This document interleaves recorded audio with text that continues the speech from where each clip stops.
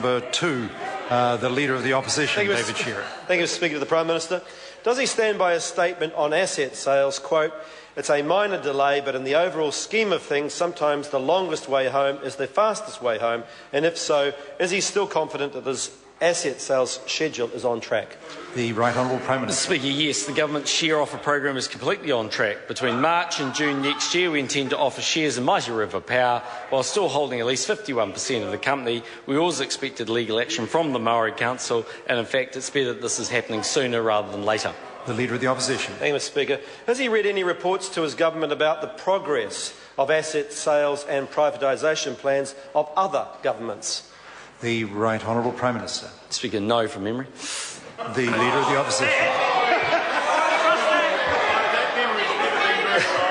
Order. I want to hear the question of the Leader of the Opposition. Has he seen advice that shows that in Portugal, Ireland, Greece and Spain, where asset sales are required as part of bailout packages, sale processes have largely stalled because anticipated revenue was not raised?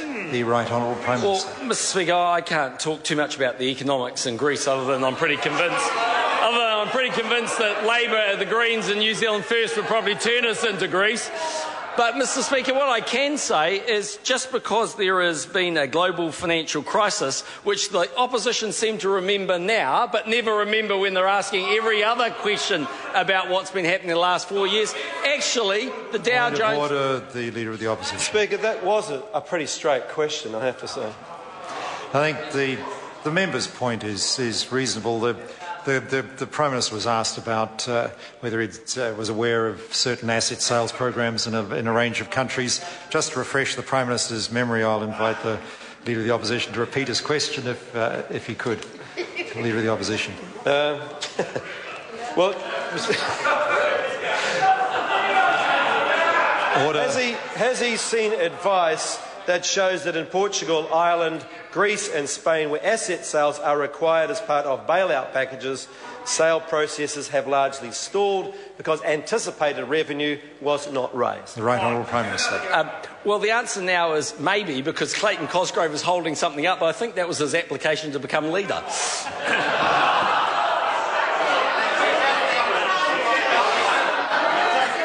Order.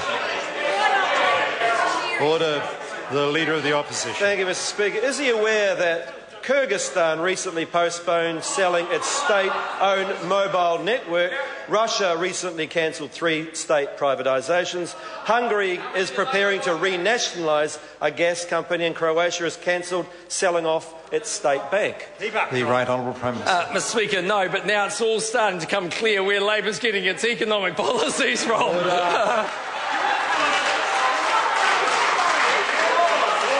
Michael Woodhouse. Thank you, Mr. Speaker. To the Prime Minister, why is it important that the share offer program goes ahead? The Right Honourable Prime Minister. Speaker, it's important firstly because the government can use the proceeds of the share offer to invest in new public infrastructure without having to borrow so much to do so. This is exactly the same situation as in 2005 when the previous government took $600 million from the sale of publicly owned asset Southern Hydro and used it to invest in roads. The share offer also gives New Zealand savers the opportunity to invest either directly or indirectly into big New Zealand companies, and being publicly listed will be good for the companies themselves. The Leader of the Opposition. Has the Prime Minister seen the Privatisation Barometer report, which noted in 2011 at least 215 initial public offerings totalling a record $44 billion were withdrawn worldwide, most either cancelled or delayed until sometime in 2015?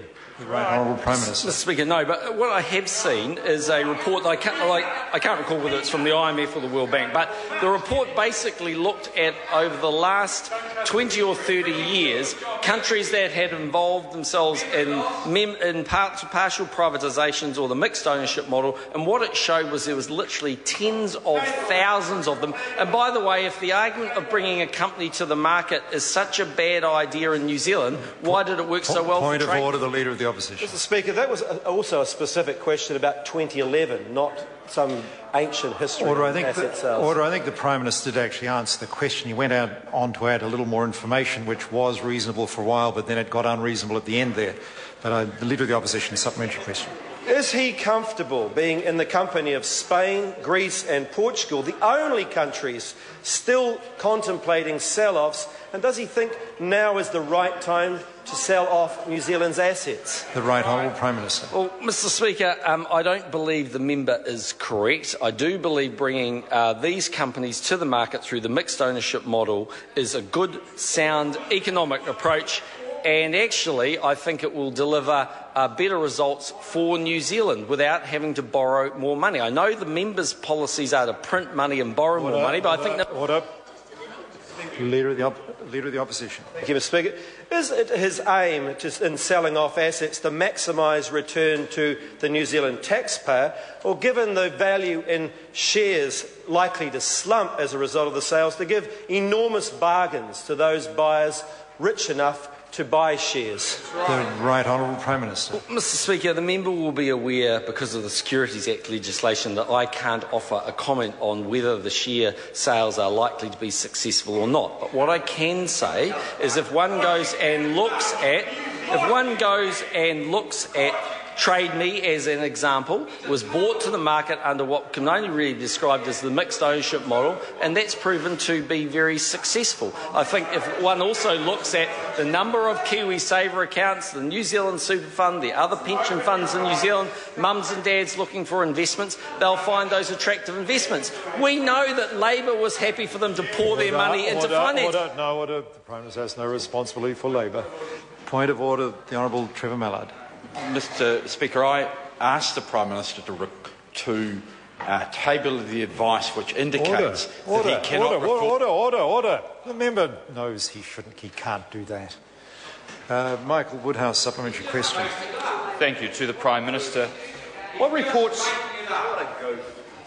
reports has he seen on any alternative approaches to paying for new public infrastructure? The Right Honourable Prime Minister. Speaker, I'm aware of a couple of approaches. One is simply to go out there and print money in the misguided belief that it'll make a country wealthier. Today I have with me actually a $500 million Zimbabwean note, and members might be interested to know when this was issued in May of 2008, you needed 100 of these to buy an egg. The Right Honourable Winston Peters. Order. The Prime Minister did that. The Prime Minister did that same trick the other day. It was not relevant to the answer then, and it is not now. Order. On this occasion, the Prime Minister was asked what alternative approaches reports of alternative approaches to paying for state assets, and the Prime Minister answered that printing of money was one such proposal and was giving an example of the outcomes of possible outcomes of that. And I don't see it as being, as long as it doesn't go on too long, out of order with respect to the question asked.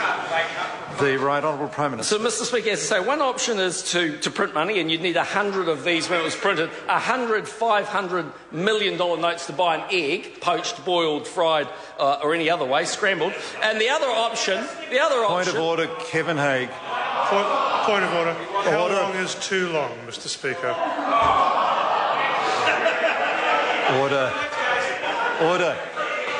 Order. I think, in fairness, the Prime Minister had just finished, and on that, and I think the Prime Minister was asked what reports, so long as it don't go on too much longer, the Right Honourable Prime Minister. And the second approach I've seen, Mr. Speaker, is to go out and borrow $5 to $7 billion at a time where countries around the world are trying to reduce their debt. And we know that that policy belongs to the big spending, big promising Labour Party. Sufficient. Supplementary question, Tarawa Flavel. Tēnā koe, Mr. Speaker. Kia ora tātou to the Prime Minister. Has the Prime Minister had any positive responses at all from iwi Māori to indicate satisfaction with the consultation process over asset sales, and can he provide examples of that to this House?